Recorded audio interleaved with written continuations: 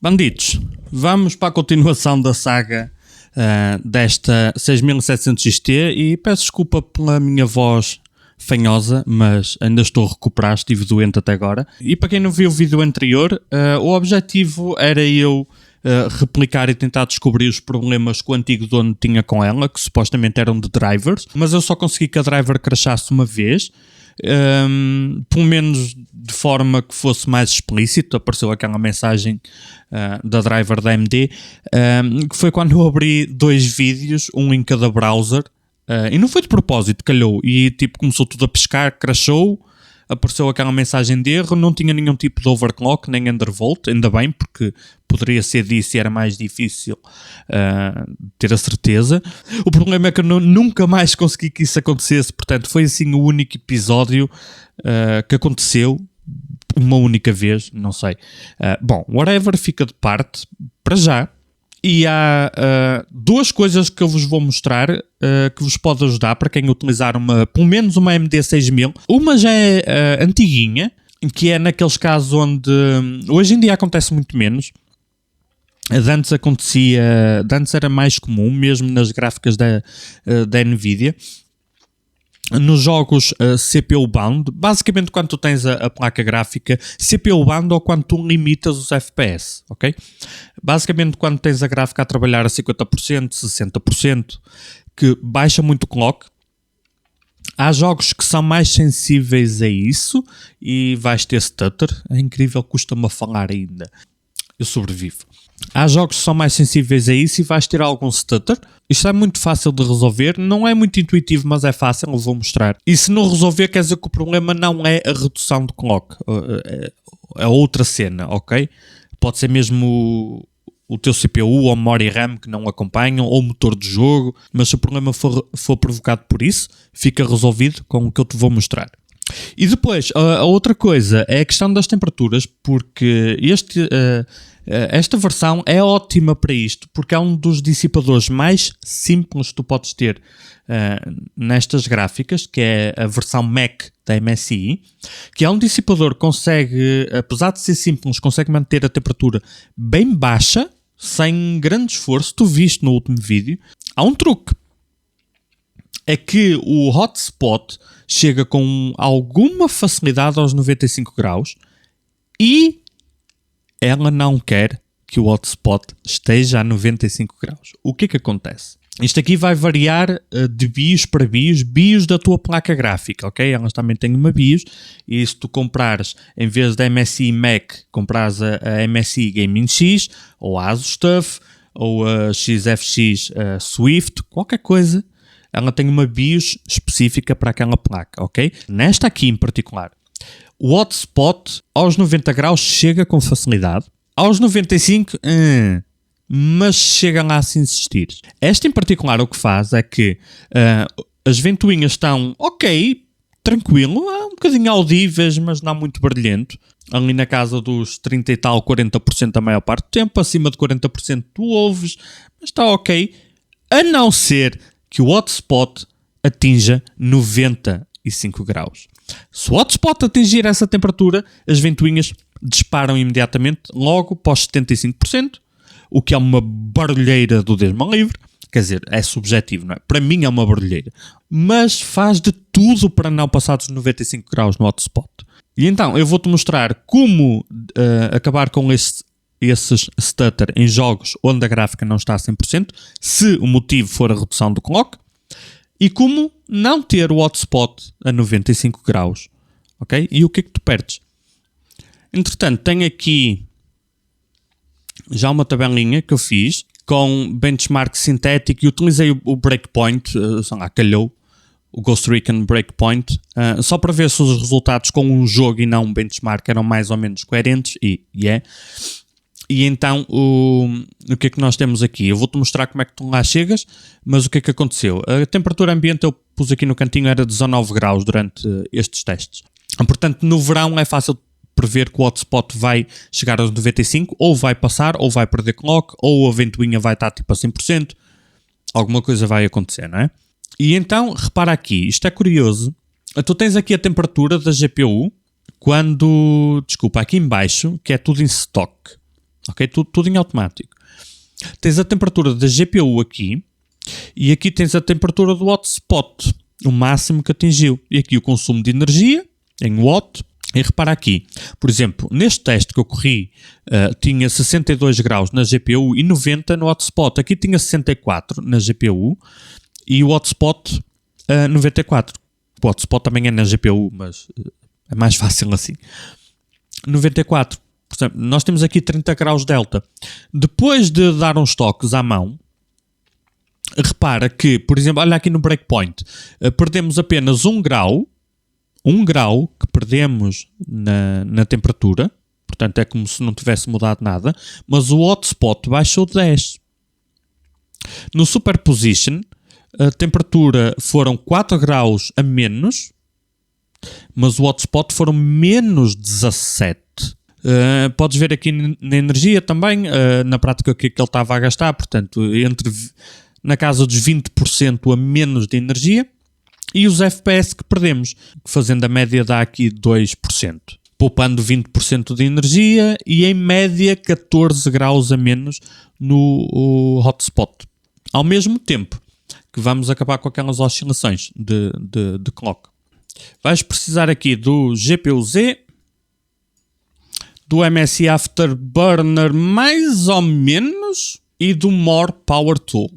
E eu aqui esqueci-me, mas tu não vais ter, esqueci-me de pôr de origem, mas tu não vais ter esta opção aqui de alterar a voltagem da placa de origem.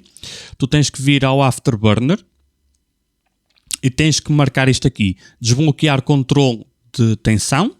Tensão é o nome correto para voltagem, e é interessante também desbloquear o monitoramento para tu veres o que é que está a acontecer, ok? Marcas estas duas opções, reinicias e deverás ter isto aqui. Depois, tu precisas de GPU-Z para exportar a BIOS. Vens aqui, Save to File, ok? Exportaste, guardaste o ficheiro, não percas, ok? Não, tu não vais flashar a BIOS da placa gráfica, mas guarda esse ficheiro. Vens aqui, vais fazer load no More Power Tool e tens aqui Navi 22 ao ficheiro que exportaste.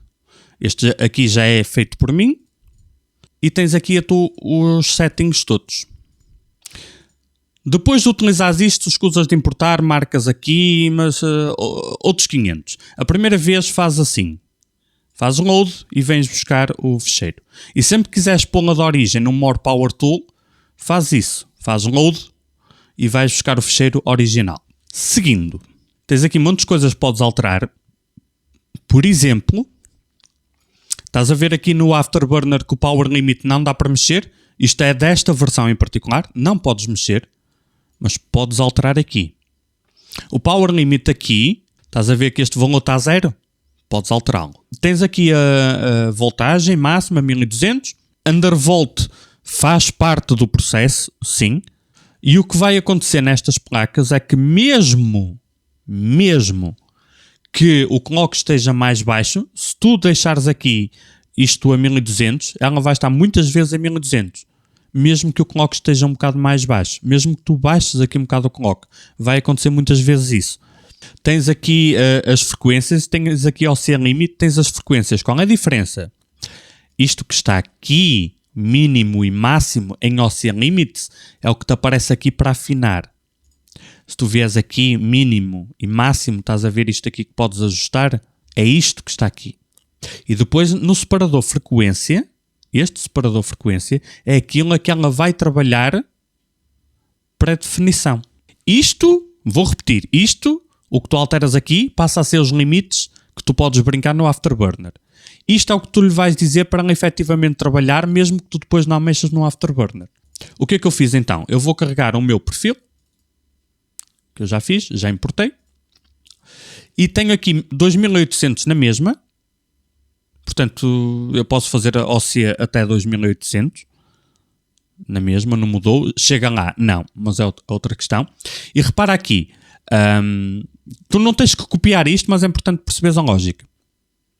Repara aqui, eu pus 35% de Power Limit, porque assim que reiniciar o PC vai aparecer no Afterburner. Pus 35%, mas o Power Limit oficial dela eu pus a 150. Eu vou buscar outra vez o original. Olha aqui, Power 186, bate certo nos testes. Olha aqui o consumo de energia dela, 186, 187, não é? 186, eu não quero 186. Neste caso, eu quero, como eu pus, 150. Mas, se eu quiser aumentar, eu tenho 35% a mais, que vai dar mais ou menos 200 watts. Portanto, eu não quero 186 sem a opção de brincar, eu quero 150 com a opção de depois aumentar um bocadinho se eu quiser, ok? Frequência 2580, porquê 2580? Porque é o clock padrão do modelo de referência, quer dizer 2581, mas vai dar ao mesmo. E aqui é que está um dos truques, 2480. Este já é antiguinho, tu metes a frequência mínima 100 MHz abaixo da frequência máxima e naquelas situações dos jogos não porem a gráfica a 100%, já não vais ter aquelas flutuações grandes de clock, que em alguns jogos prejudica um bocadinho, introduz stutter. No entanto, se tu estiveres no ambiente de trabalho, o clock vai baixar na mesma, se não tiveres o jogo aberto. Baixa na mesma o clock, só não baixa quando estás no jogo. Temos aqui as voltagens máximas e mínimas, que é o que vai aparecer aqui em cima. Por exemplo, no novo perfil, ele já só me deixa subir até 1150, mas o que é que vamos fazer? Vamos aplicar isto, eu vou reiniciar o PC. E o que é que tu precisas para implementar isto? O que é que tu fazes? Write, aqui em baixo. Write SPPT. Só. Está. E agora tens que reiniciar o computador, que é o que vamos fazer agora. Já reiniciamos o PC, já com os novos settings, e agora basta vir aqui, marcar a placa gráfica em cima. Está aplicado aquilo que alteramos. E já temos outras coisas que podemos alterar no Afterburner. Olha aqui, já só vai até 1150. Já temos o Power Limit de menos 6 a mais 35, porque é exatamente o que colocamos aqui. Aqui, 6,35. Portanto, podemos brincar com isto agora. Temos o clock. E olha aqui, eu estou a utilizar para gravar, mas está a utilizar pouca GPU. E então tu tens uma redução de clock. Mas assim que abris um jogo, ele vai estar entre os dois valores, o mínimo e o máximo. Já não cai para 1000 e tal, 1600, 1500, só para 2300, baixa para 800. Aquelas flutuações muito grandes, deixas de ter. Vou aplicar já o meu perfil aqui. Aqui eu quero 0, portanto eu quero que ela consuma até 150 watts. E o clock vai variar entre os 2575, que é o que pusemos aqui, 2580, 2480. Ele vai flutuar entre esses dois valores, o mínimo e o máximo, a não ser que haja um problema de temperatura ou chegues ao limite de 150 watts, aí ele baixa na mesma. E se tiver que baixar para menos 2400, ele baixa, ok? Portanto, não tiraste essas proteções. E nesta em particular, precisas de 1050 mV para ficar estável com estes clocks. Aqui há um bocado de tentativa e erro. Ainda tenho aqui um perfil de ventoinha, mas isso é mais uma preferência minha. Um perfil de ventoinha personalizado que ativei ali. E desta forma, fazendo isto, é o que permitiu estes resultados. É o hotspot baixar para, em 4 testes, em média 14 graus a menos, apesar da GPU só baixar 3, e em média tu perdeste 2% de desempenho. E acabou os stutters naqueles jogos mais CPU bound. E nada disso tem a ver com os problemas que o antigo dono da gráfica tinha, nada a ver. Não veio daqui, ainda que eu desconfie que os 95 graus no hotspot possa ser prejudicial, porque ela tenta a toda a força não passar daí. Portanto, o silício pode não funcionar tão bem, pode haver problemas relacionados com temperaturas a partir de 95 graus. Talvez, não tenho 100% a certeza. O que eu tenho 100% a certeza é que dá para baixá-lo consideravelmente, mesmo com uma GPU que tem um dos dissipadores mais simples tu consegues fazer cair muito o hotspot. E este vídeo fica não para dizer que tu deves utilizar assim, mas se tu tiveres alguns stresses com a tua, experimenta isto. Experimenta em jogos CPU bound, pôr o clock ali a não variar tanto, e em jogos onde tem a gráfica a 100%, experimenta baixar o hotspot. Vê se resolveu. Se resolveu, ótimo. Está aqui uma solução. Se não resolveu, quer dizer que o problema vem do outro lado. Ou podes utilizar isto simplesmente para saberes que estás a esforçar muito menos o teu hardware virtualmente sem perda de desempenho. Experimenta e vê como é que corre. Bandidolas, beijinhos à prima. Tchau, tchau.